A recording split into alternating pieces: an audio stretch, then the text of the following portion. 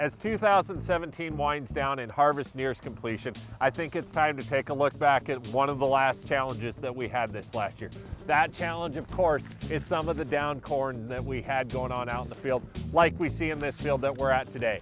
And I think that by default, a lot of us immediately went to blaming our hybrid selection for this down corn. Well, I'm here today with a somewhat, I think, going to be controversial statement. The fact that we had corn go down is not entirely the fault of our hybrid selection, and we need to look at some of the other factors that are going on out here in the field. So that's what we're going to talk about today.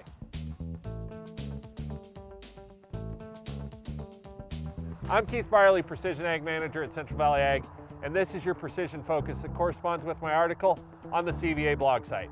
So, I said entirely the fault of the hybrid. I have no doubt that hybrid selection played a part into it. If it was entirely the fault of the hybrid, as we look at some of the fields that experienced loss of ears or broken stalks out there this fall, we would have seen 95 to 100% down out there. We wouldn't have seen a whole lot left standing. But the fact of the matter is that most of those fields experienced somewhere between 10 and 90 bushel of loss from ear loss and different things that go on. So why was there that discrepancy?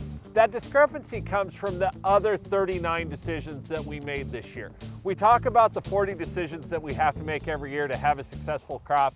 Hybrid selection is one of those, and the other 39 all come into play, and those are what I want to talk about today. So, when we talk about those other 39 decisions that we had out there, I think there's really 3 or 4 more that come into play for why we experienced what we experienced at the end of this growing season. Number 1 is potassium uptake. If you look at the back of our seed catalogs, there's ratings in there for potassium uptake, and it talks about how different hybrids have different potassium needs throughout the course of the season. With the weather that we experienced this year, we had periods where potassium uptake was a challenge anyway because of soil available moisture. We couple that with plants that have high potassium needs and look at our soil tests, and we may be able to identify areas where we need to better manage K to make sure that we don't have things like this happen. Playing right off of that is fungicide.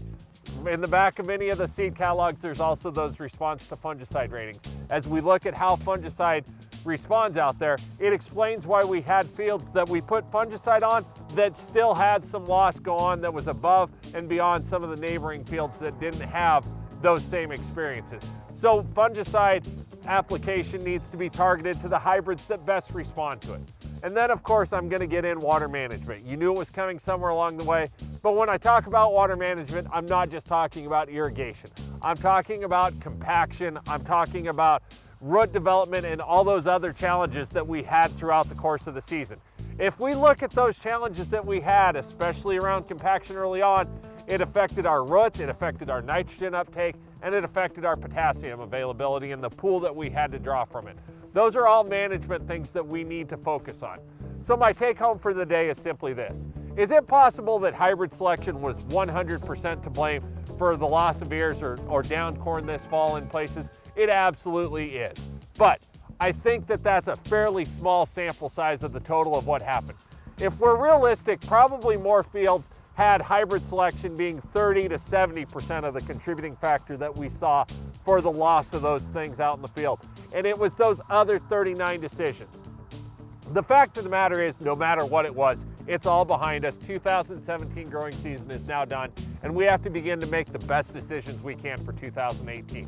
So let's do this. Let's study our potassium levels. Let's study some of those other characteristics in our seed catalog, and let's make sure that we do the prep work so that if we do have tremendously high winds again next year or 2 years down the road, that we don't have the same failures happen because we're better prepared. We'll see you next week.